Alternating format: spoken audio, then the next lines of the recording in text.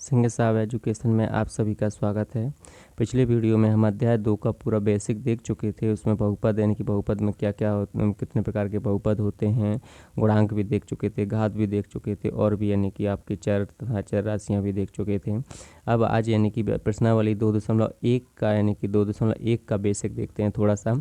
इसमें यानी कि बेसिक भी है और आगे प्रश्नावली भी हम आपको बता रहे हैं। तो चलिए इसमें पहले बेसिक समझ लेते हैं। बेसिक क्या है? पहला है मतलब बेसिक में हमें पहला समझना है कि बहुपद के शून्यकों का ज्यामितीय अर्थ। ज्यामिति में अर्थ यानी कि शून्यकों का क्या होता है वो हम समझते हैं इसमें पहले। तो बहुपद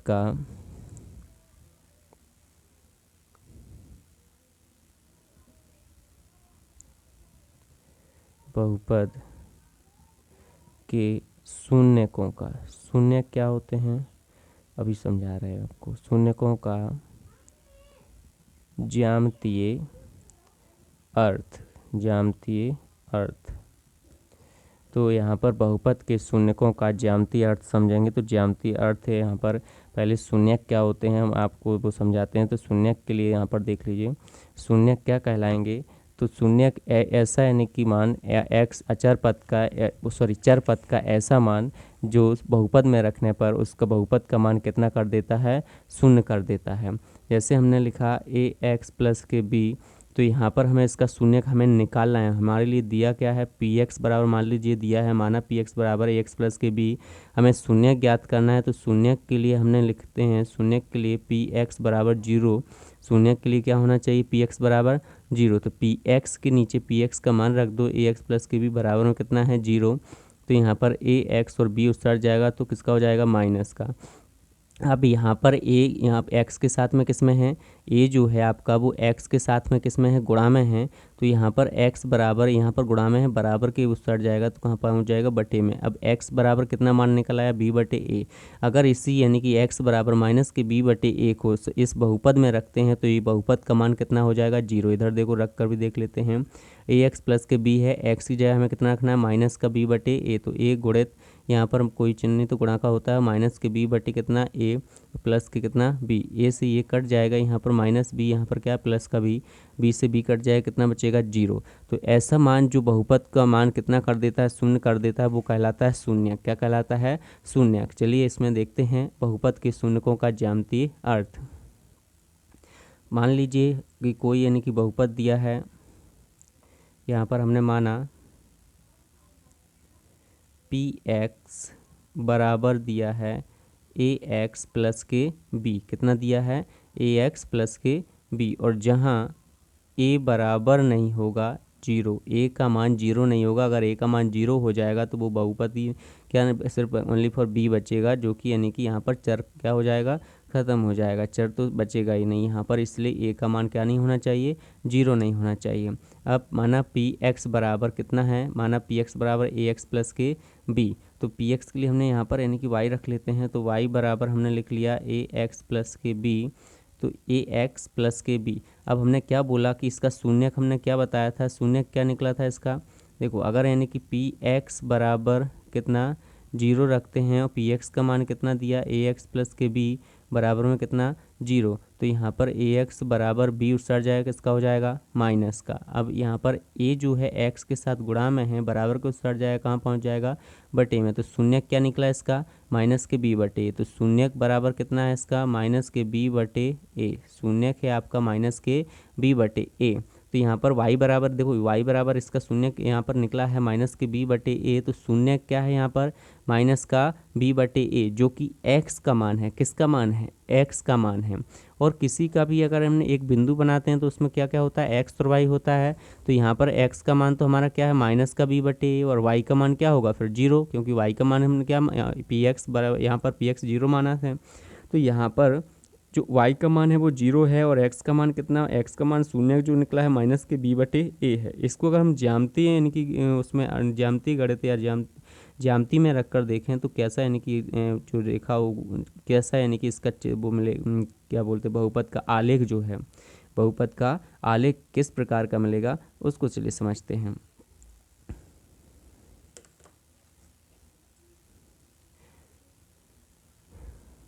यहाँ पर हम एक आलेख बना लेते हैं समझने के लिए। वैसे तो इसका अलग से पेज आता है, इसको हम यहीं पर समझते हैं।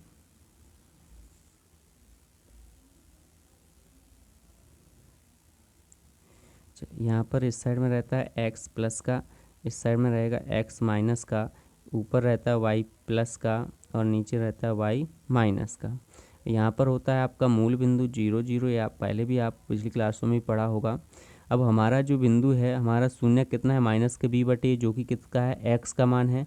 तो x का मान तो माइनस, तो इस साइड रहता है माइनस की संख्याएं और इस साइड किसकी रहती हैं, प्लस की संख्याएं। ऐसे ही ऊपर किसकी संख्या रहती हैं, प्लस की, और नीचे किसकी रहती हैं, माइनस की।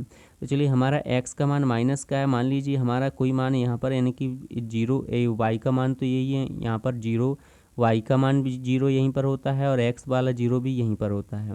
अब माइनस के b बटे, तो x का मान मान लीजिए हमारा यहाँ पर है, क्या है, यहाँ पर x का मान कोई सा भी, यानी कि यहाँ पर बिंदु ले लीजिए, तो ये रहा आपका यहाँ पर माइनस के b बटे a और 0। तो इस बिंदु से होकर हमें एक रेखा निकालनी है। तो यहाँ पर हमने एक रेखा खींची, इस प्रकार की रेखा मिलेगी, इस प्रकार की रेखा मिलेगी, जो कैसी है, एक सरल रेखा है। तो हम यहाँ पर सिर्फ इतना बताना चाह रहे हैं कि जो रैखिक बहुपद होता है, ये कौन सा बहुपद था, हमारा रैखिक बहुपद था ना। यहाँ पर लिख लेते हैं रैखिक बहुपद के लिए, रैखिक बहुपद, तो रैखिक बहुपद ए एक्स प्लस के, रैखिक बहुपद ए एक्स प्लस के बी एक रैखिक बहुपद है। क्यों है रैखिक बहुपद, क्योंकि अधिकतम है, चर की अधिकतम घात कितनी है, एक्स की अधिकतम घात कितनी है, एक, इसलिए क्या है, एक रैखिक बहुपद है। तो रैखिक बहुपद का जो आलेख मिलता है ज्यामिति यानी कि गणित में जो आलेख मिलेगा, उसका क्या मिलेगा, एक सरल रेखा प्राप्त होगी। क्या होगी, एक सरल रेखा। देखिए क्या हो रही है, सरल रेखा प्राप्त हो रही है। तो यहाँ पर जो आपका रैखिक बहुपद का जो आलेख प्राप्त होगा वो क्या होगा, एक सरल रेखा प्राप्त होगी। दूसरा देखते हैं द्विघात बहुपद के लिए,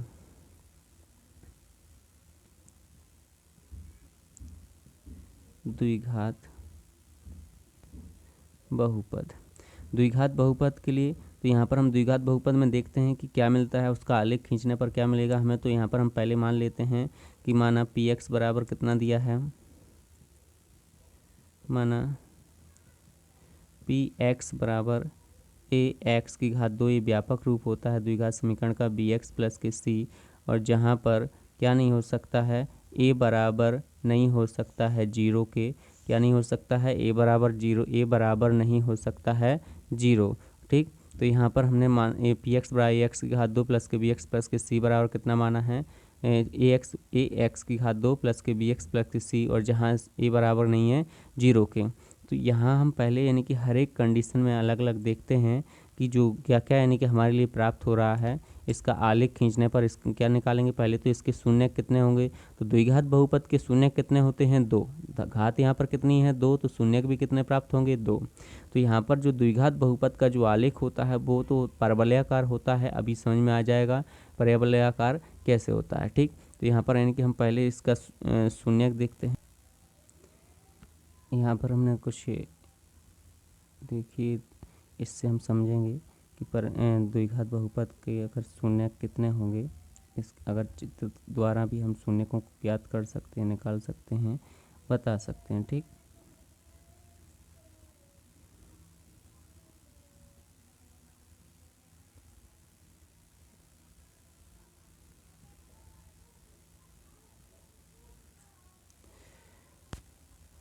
ये होता है आपका x का मान, ये x माइनस का, ये y प्लस का, और ये y किसका, माइनस का।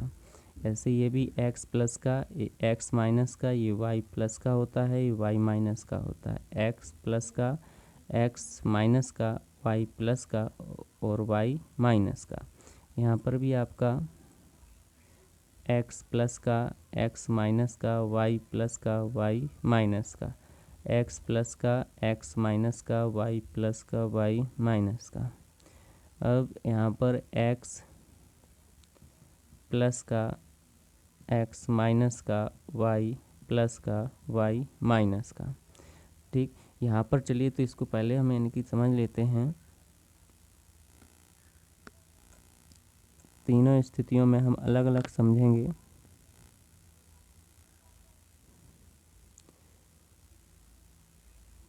पहला हम समझते हैं पहली स्थिति में, जैसे हमारा यहाँ पर यानी कि कुछ आलेख दिए गए हैं, उनको हम बनाते हैं तो फिर आपको अच्छे से समझ में आ जाएगा। पहला आलेख, दूसरा,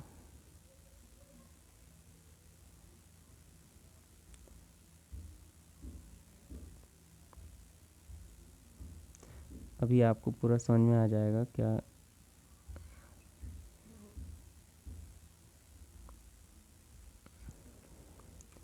यहाँ पर देखिए, तो सबसे पहले तो हमारे लिए जो ये द्विघात बहुपद के जो ये दिए गए हैं, इनके आलेख खींचे हुए हैं। तो यहाँ पर हम देख पा रहे हैं कि यहाँ पर कौन सा आलेख मिल रहा है द्विघात बहुपद का, परवलयाकार। कौन सा आलेख मिल रहा है? परवलयाकार आलेख मिल रहा है। पहले जो यानी कि पहला आपका इसमें दिया गया है, जो पहली स्थिति है, इस पहली स्थिति में जो हमारा ये परवलयाकार यानी कि आलेख है, ये एक्स अक्ष को कितने यानी कि बिंदुओं पर काट रहा है? तो 1 और 2 बिंदुओं पर काट रहा है। तो इसके कितने शून्यक होंगे? 2। यहाँ पर जो आपका दूसरी और इसमें भी आप देखो, ऐसे भी यानी कि यहाँ पर ऐसे में भी काट सकता है, ऐसे में भी काट सकता है। तो ये कितने यानी कि बिंदुओं पर काट रहा है? एक्स अक्ष, जो हमारी एक्स अक्ष है, उसको कितने बिंदुओं पर काट रहा है? 2 बिंदुओं पर। तो इसके कितने शून्य हो सकते हैं? 2।